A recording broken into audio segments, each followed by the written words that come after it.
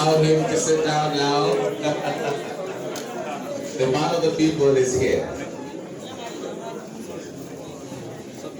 He is here. He will. All right. We will keep standing as we sing the national anthem. As the governor comes in, heralds the beginning of the event. Can we all be standing as we sing the national anthem? To go. Arise, O compatriots, Nigeria's call obeys to serve our fatherland with love and strength and faith. The labor of our heroes past shall never be in vain. To serve with heart and mind, one nation bound in freedom, peace and unity. Yes, sit down. Thank you so much. Can we put our hands together for ourselves? Really interesting. It's an amazing day. My name is Mike Okoche, and I promise in the next few minutes we will be out of here. We're here to honor a man who all the while has used the opportunity of his birthday to reach out to people. The man who is a journalist, in fact, in the industry we call him an ancestor, an author, a lawyer, an activist, a mentor, a teacher, a leader, and a builder.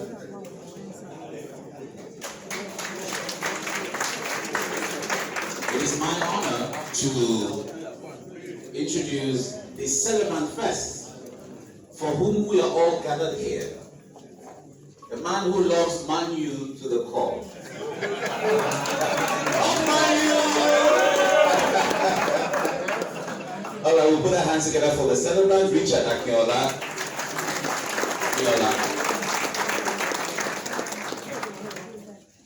Those of us who are learning the Yoruba language, sometimes Akinnola'S, they are different. But you see, this is the beauty of language. And those who understand language will know that you don't just take one and it represents all. Thank you very much. All right, he's here, and beside him is his better half. Anything that we say he is, the person who is ensuring that he succeeds. Ladies and gentlemen, let's recognize Mrs. Akinnola'S. Nice to meet you, Mark. And the chairman of this event, I'm trying to save the bigger one for the last. The chairman of this event, Osa, director. Can we recognize him? Thank you very much. Thank you very much. All right, we also have the Commissioner of Information, Binga Motosho. It's nice to have you there. We also have here former member of the House of Representatives, Honorable Nuruddin Akinola'S. Thank you very much. All right. Now we have a big guest in the studio, in the Houston studio. We have a big guest here, and every time you call him, he's always available. The simplicity to the governor of Lagos State, they take it to another level altogether. He's always approachable, he's always there. Even no matter how busy he is, he's always there, ensuring that he meets with people. He came in here first as a special guest. Some people just walk up straight to the high table. Well, he decides in his own usual way of reaching out to people. mingling with everyone. Ladies and gentlemen, with a rising ovation, can we welcome the Executive Governor of Lagos State, Governor Sanwo-Olu. Put your hands together for you can do better. You can do better. You can do better. You can do better. All right. Thank you very much. Welcome, Your Excellency. All right. We're getting into the issue now. Let's open with a word of prayer. And I invite Reverend Dr. James Akinnola'S to open with a word of prayer. With a rising ovation, can we welcome to the podium there the Governor of Lagos State, His Excellency Governor Sanwo-Olu, as he comes here now.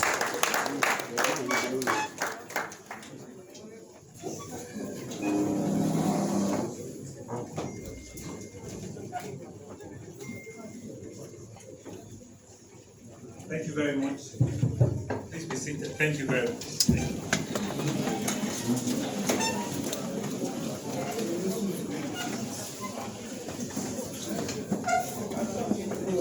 Let me first put protocols away before we start, the real job.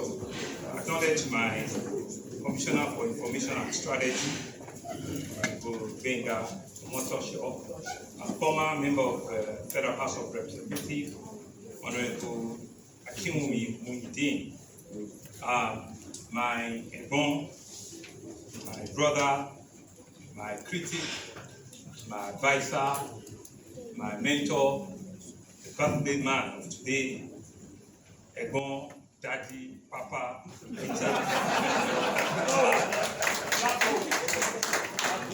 his beautiful wife, Mrs. Henrietta Akinnola'S, and of course the children.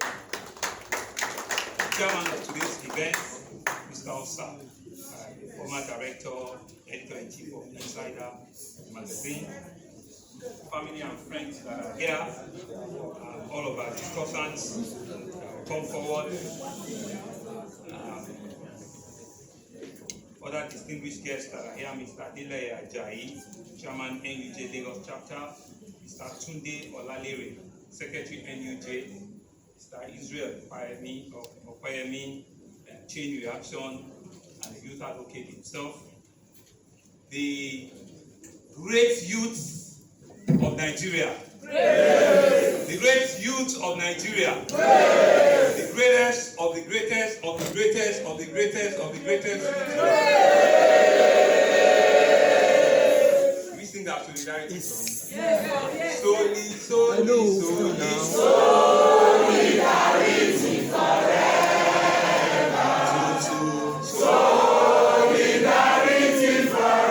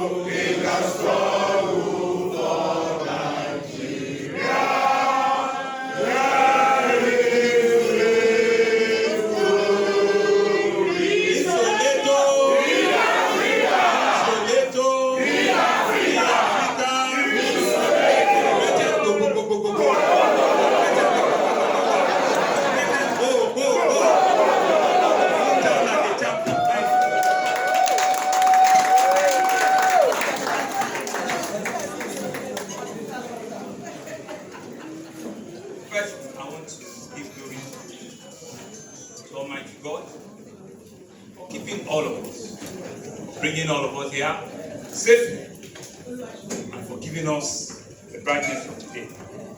Let me also formally again congratulate my brother, friend, my mom, Mr. Richard Akinnola'S, his wife, and his entire family.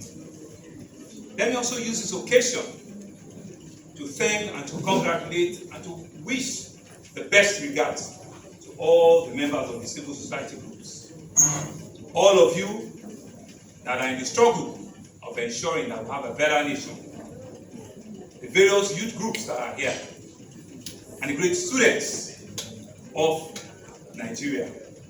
I greet each and every one of you, and I bring you good tidings. I bring you warm felicitation from the government of Lagos State.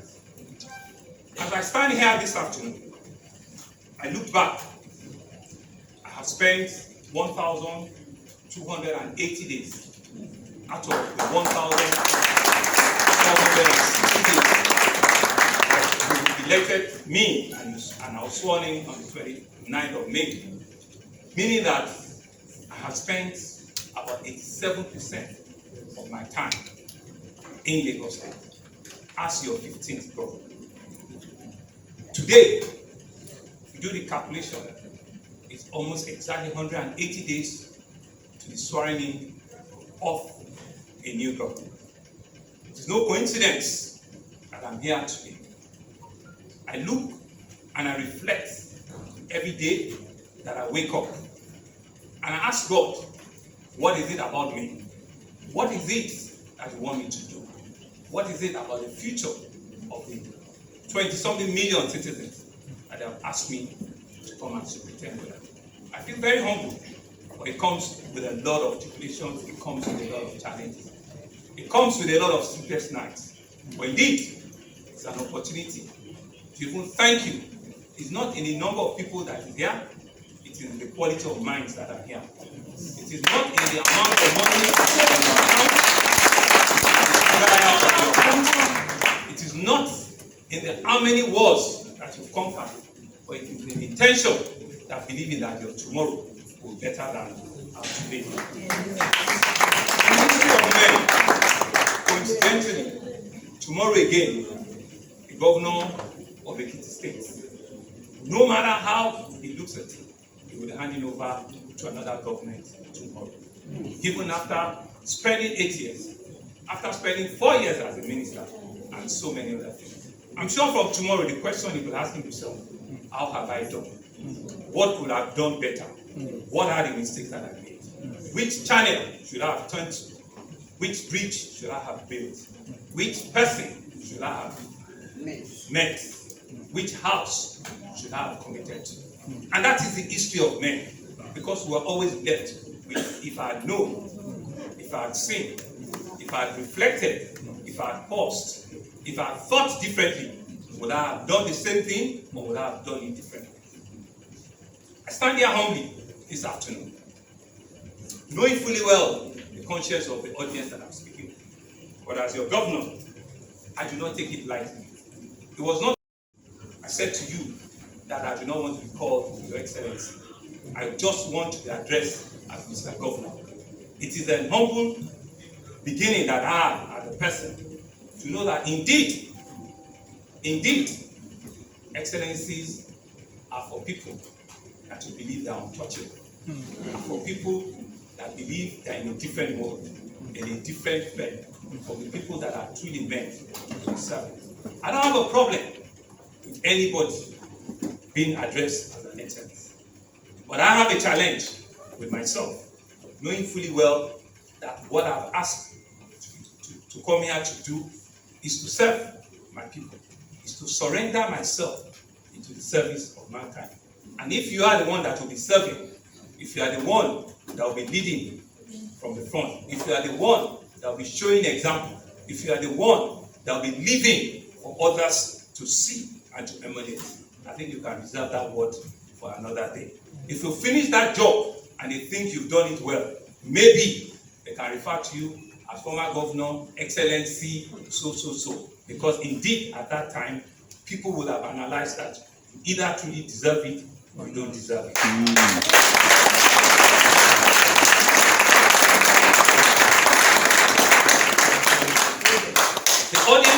today, in my view, in my assessment, are the real leaders of tomorrow. They're the real reason why all of us in position of leadership must continue to prosper.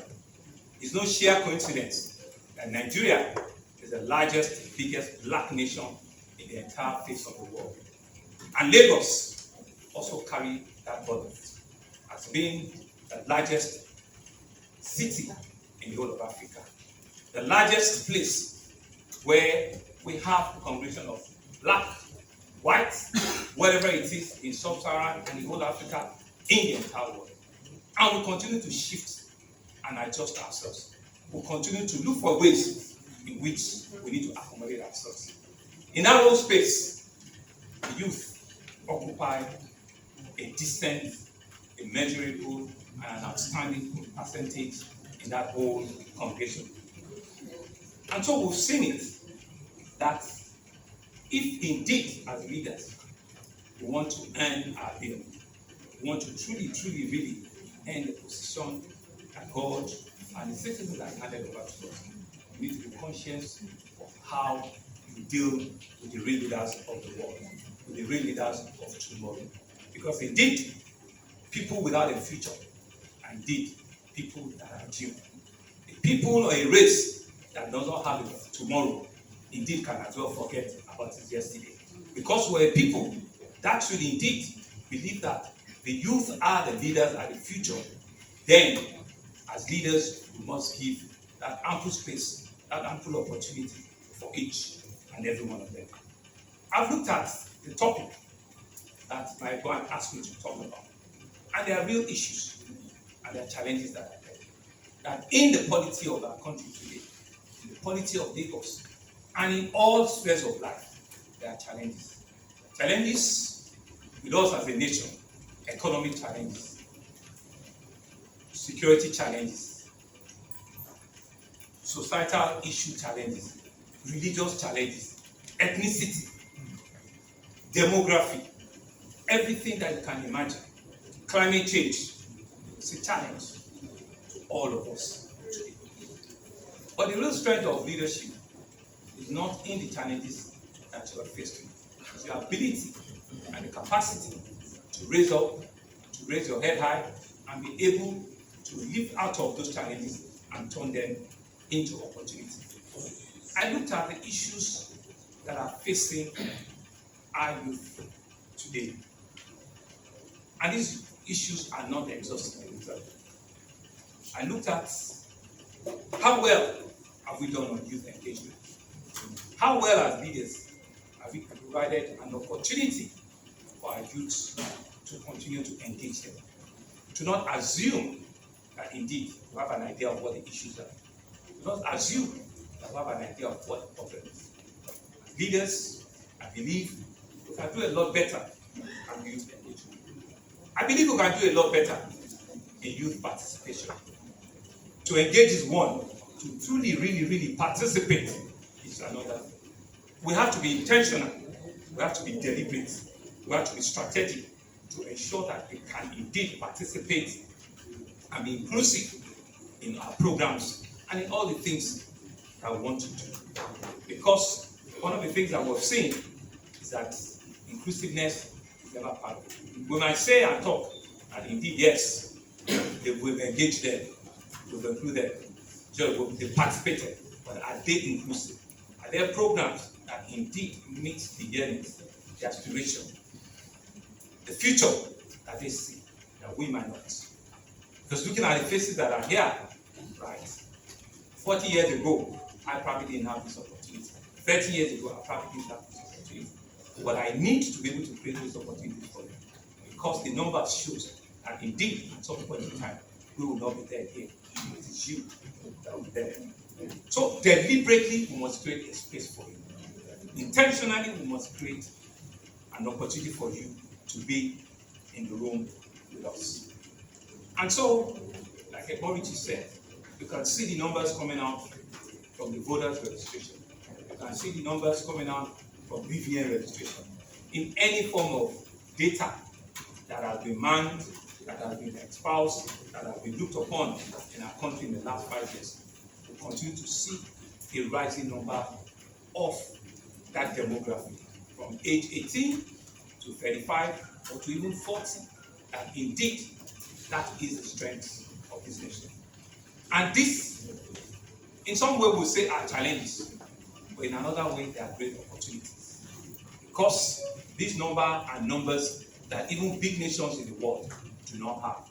This opportunity, this demography, are things that biggest nations in the world do not have.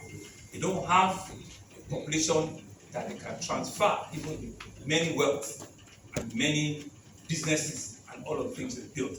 Because a lot of them, take Japan for example, they are all aging population. An average of their citizens is probably now 60 or 65. So indeed, they have a problem, they have a challenge, and several other European countries. So for us as Nigerians, for us as a people, this number, this demography that God has blessed us with, we certainly should see it as the future of the world.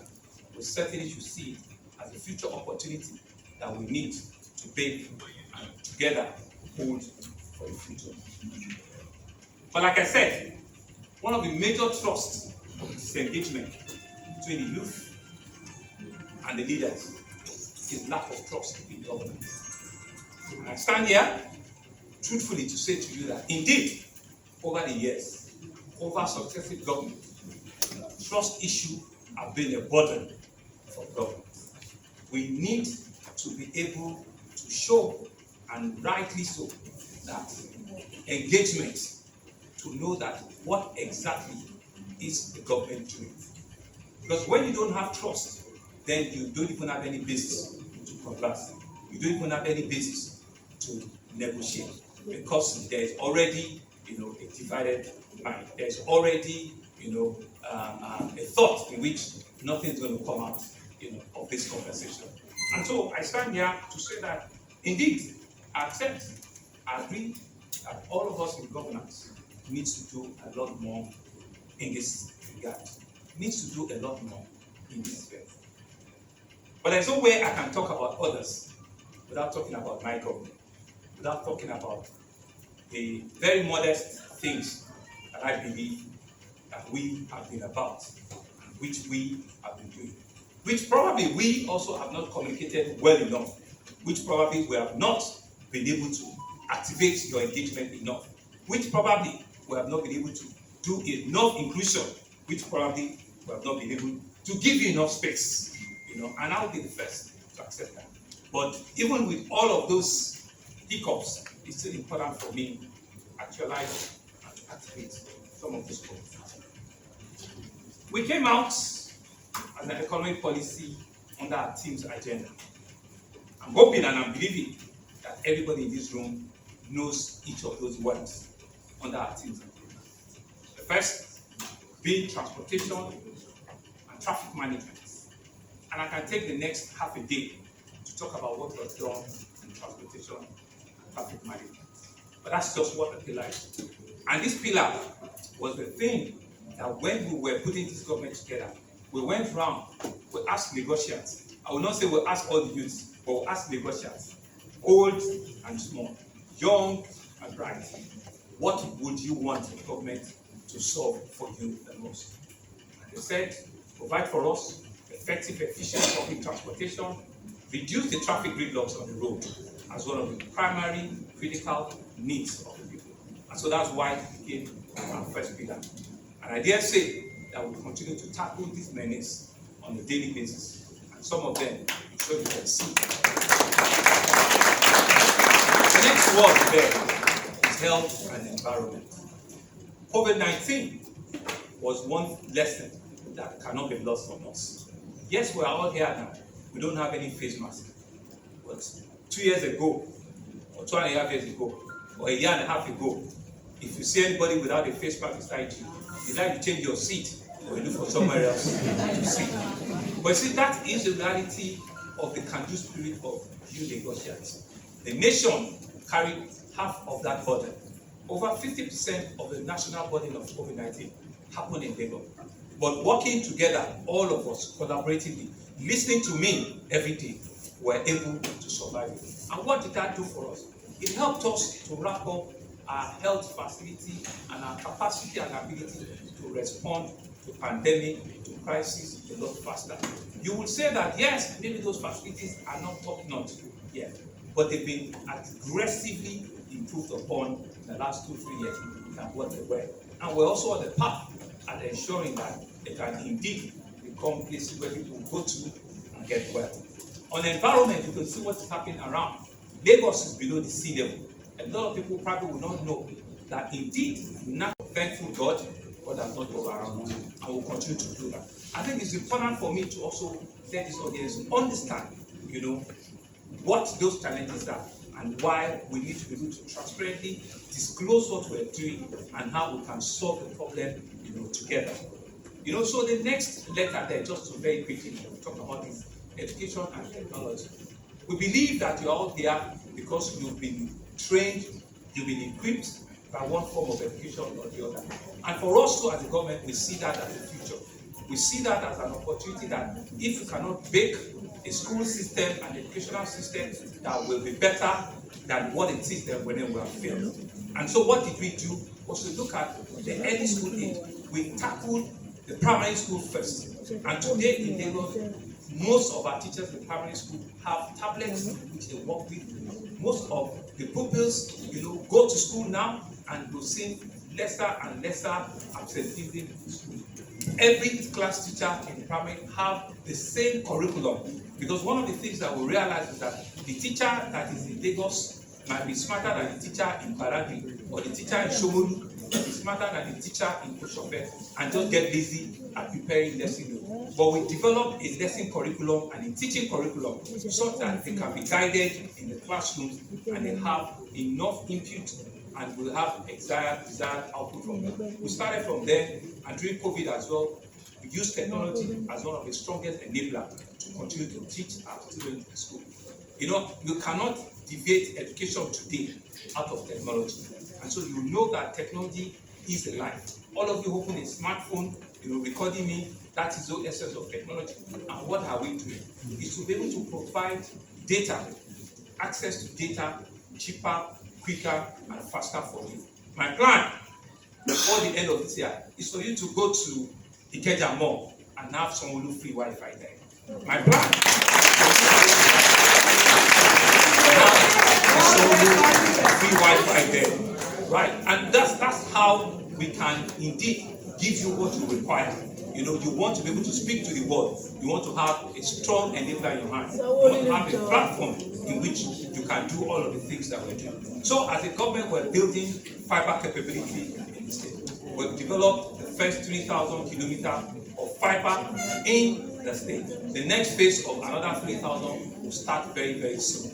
So we're trying to close up the first phase of 3,000. With the fiber, what you will see is that you are seeing big names like Google and Microsoft and all of them bringing their businesses to Nigeria, dropping new, submarine cables in the country.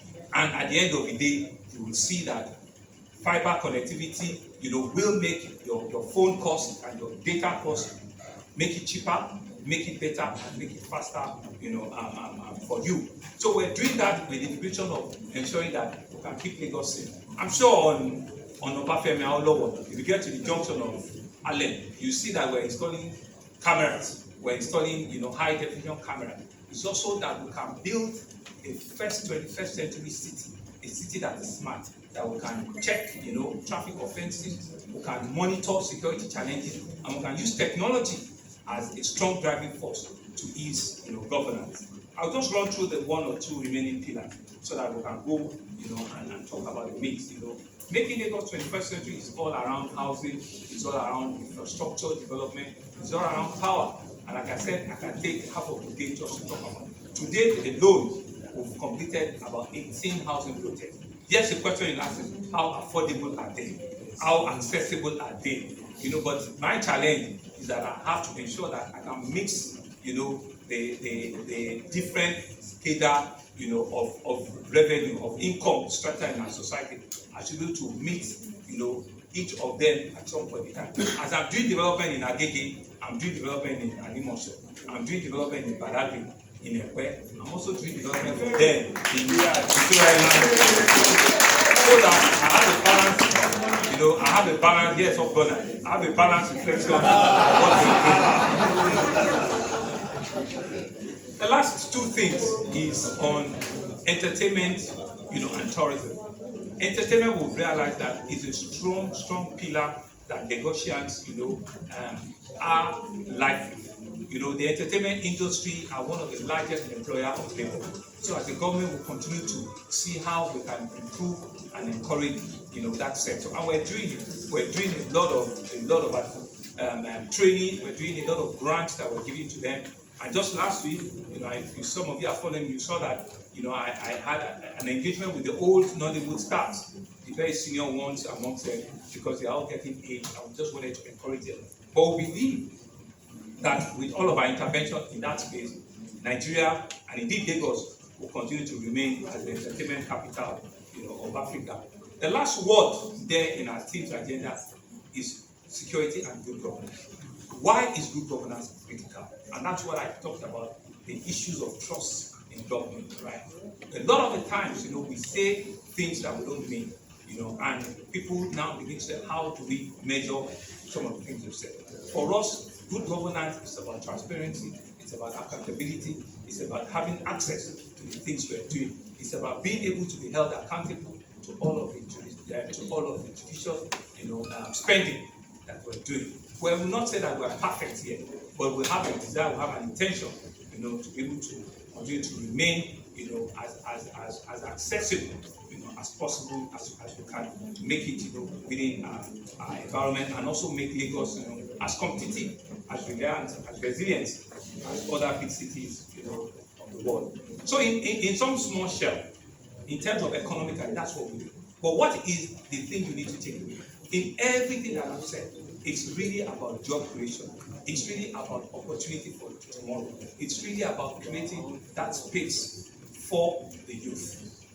And that's why that when we check our numbers and we see the amount of direct and indirect jobs that we've created, they've been running into hundreds of thousands. We're still trying to wrap up the numbers so that I will not give a wrong statistics. But we know clearly that it is run to hundreds of thousands of direct and indirect jobs that were created. And so who will you be creating this job for? It's not a 55-year-old man, it's not a 60-year-old woman. You'll probably be a 27 or a 29 or a 32 man or woman in our society. And that's why we're intentional about creating those investments. But outside of that too, there are one or two direct interventions that have been activated for youth. And I talked about the last week program, which is a tech-funded startups in the tech industry. We're given grants to tech startups. Part of the criteria is that you must be under 35, and we're giving them money. 5 million, 10 million, 15 million, 20 million, voting as high, 30 million. And we're doing it every year. My information to you is that December 5 and 6 or something, there's going to be another round. It's called the Art of Technology, in which we will also be showcasing again another round of startups in the tech industry. And please pass this information to your brothers, to your siblings who just want to be part of it. Because we realize that as startups, you might not have even 1 million to do a registration. And so these are some of the things that we're continuing, to give out to them. We have, and we've done about 6,000 to 7,000 in the last 2 years, graduate internship program. This has been a program that has been run by the Ministry of Wealth Creation and Tourism. And when I say graduate, you can see from the board that the criteria is that you're a graduate, but you don't have a job yet. And so what we've done is that we've put them in jobs for 6 months, in different sectors, especially in the private sector, who usually will say, go and make experience, go and make work experience. I don't have the work experience. So we highlighted them, we pushed them into various companies, and we're paying, their salary for 6 months. And what I've shown, with the things we've done is that we've seen that about 70 to 80% at the end of their 6 months now get recruited into those businesses, because they've shown capacity over that 6 months that indeed they can be trusted and they've learned the groups. So this is another intervention that has been directed to the youth and to the graduate population that we have. The Lagos State Employment Trust Fund is one fund that we're truly really proud of. To date, in the last 3 years, we've done over 46,000 interventions, be it in vouchers, credit vouchers they've given, be it in loan that they've given to startups, be it in training that they've given to people, be it in business studies or something that they've given small businesses. The rallying point there is that you must have an idea of what you want to do. You must have a thought as in what exactly. And so they help you, right, to put it together. The office is just down the road here. The office of Billing Way. Yeah, Lagos State Employment Trust Fund. And all of them there, they're all under 40. They are the ones that know what to do, and they are the ones that want to intervene in this thing, and just give them the space. So my advice is that let us continue this kind of engagement. Lagos is big. So even with all of the intention that we have, it will appear as if we're just scratching, because the number that we're dealing with as a country is large, and everybody comes into Lagos on a daily basis, right? So that's why it might appear as if our interventions have not been that significant. On entertainment, like I said before, we'll continue to provide grants for people in that industry, as writers, and training as well.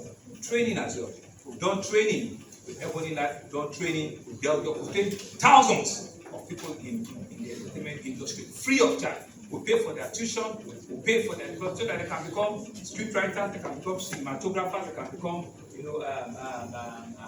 directors or whatever it is, as simple as just continue to excel in that whole space.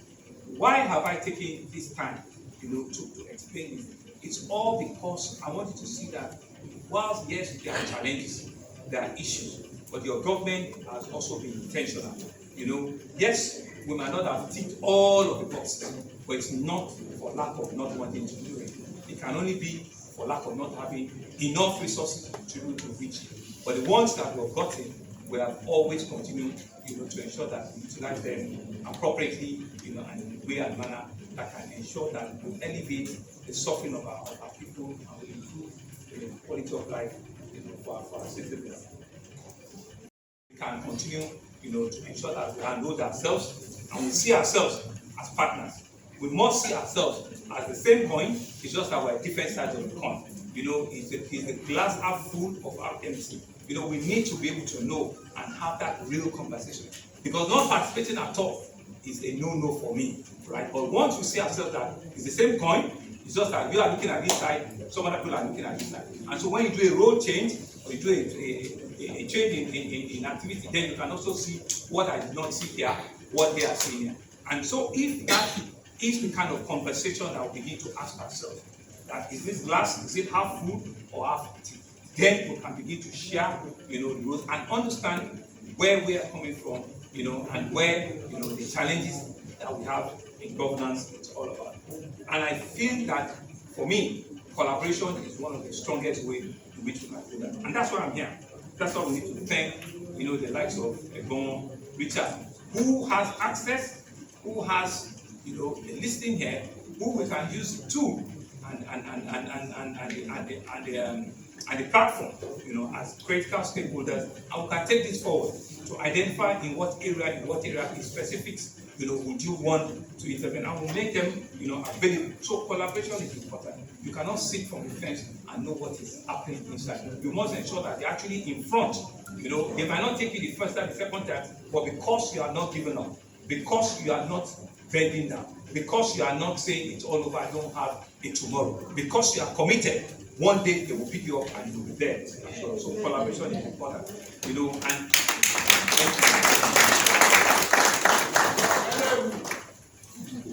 inclusion, like I said, it has to be deliberate. Deliberately, I look for cabinet members that are under 40. Deliberately, I look for young skills that are under 25 in my cabinet. It's a deliberate intention. I just sworn in 2 people 2-3 days ago, and I ensure that out of the 2, one of them is 52, the other one is 34. And that, for me, is the way to go. It has to be intentional. It has to be that they are not available. You have to, look for young people and make sure that they are part of the team. They are part of, the development that you're talking about. Because once you talk about future, whose future are you talking about? And if that future is not in the room, then you're just talking to yourself. You're really not talking, about that future. I understand and appreciate the energy the youth has. That's why this morning again, before I came here, I went to commission a peace park. I went to commission a peace park at Aluta. It's a wonderful place to be. And I'm happy with the finished work. And what is this peace park about? From the word peace. Less than a year ago, we concluded our findings on the inside. And I'm not shying away from speaking to you. Because it's been part of my story. It's been part of my history. It's been part of who I am. It's been part of my learning as your governor. After all of that and the report, we gave a commitment that we're going to build a peace park that will compare to anyone. A park that will indeed be worthy to be called a park where youth, everybody can come freely and engage and speak up and be heard and be listened to. I have commissioned that peace park this morning. People never believed that we were going to do it. People thought it was just another gimmick. People thought it was just another cheap talk. People thought that it was just another government, for them to get out of it. And in less than a year, it's there.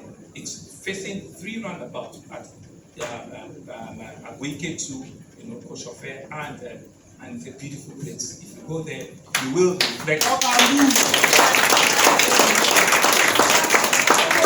for us, the lessons and the learning coming out of all of that event is not lost on us. It's not lost. The lessons and the learning is not lost on us. There are things that we'll do a lot better, but there are lessons that we'll learn. And for once, you will know that I, for once, transparently disclose to you what I knew all throughout, and it hasn't changed. And I keep saying that indeed, truth can go forever. It will never be able to change what is truth, and what is not. And so for me, as I begin, to round up, it's about what are the opportunities that I want to give to the youth. Why it's important for you to participate in the democratic engagement. Some of us are old enough, everyone is older than me, to see an alternative to democracy. We saw 30 years of military.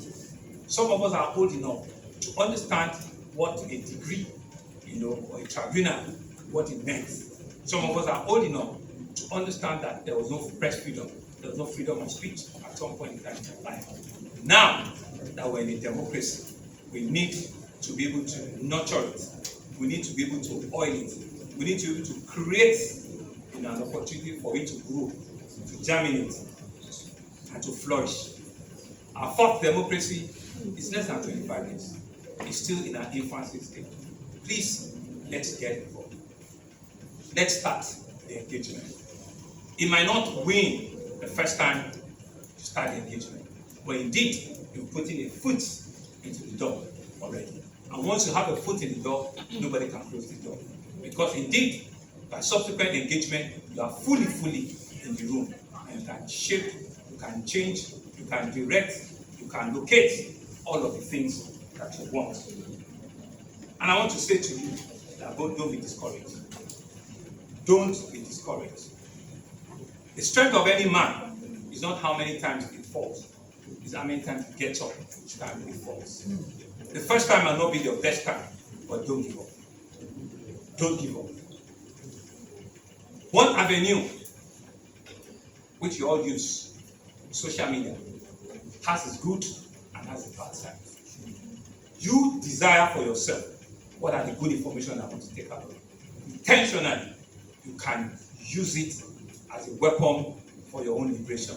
As strong as it is, you desire for yourself. You have a choice as an individual. You have a choice as a citizen to know what is real, what is fake, what is nice, what is not nice, and desire to stay on the lines that will help you become a better person in future.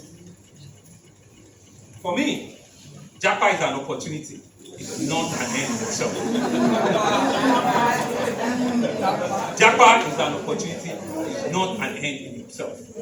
Anywhere in the world, There are challenges. They have real challenges. People never tell you the other side of it. People never give you the full story. There's no place like home. Yes, there are global opportunities. The things that we all need to do together is how can our government create the future of work for us in our territory. And it's by technology. We're building a platform and a government in which you can work from any part of the world, even being in Nigeria. That is what we're trying to develop. We don't want anybody to be a second citizen or a third citizen anywhere. You've seen it being demonstrated.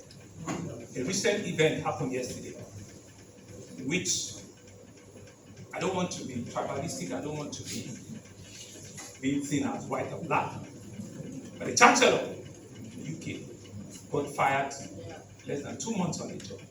The man refused to accept as a black man, as a second citizen. He showed it. And as a reality, even at the highest level, it's there. So Japa, as fantastic as it is, there are great opportunities there. In itself is not an end of the solution.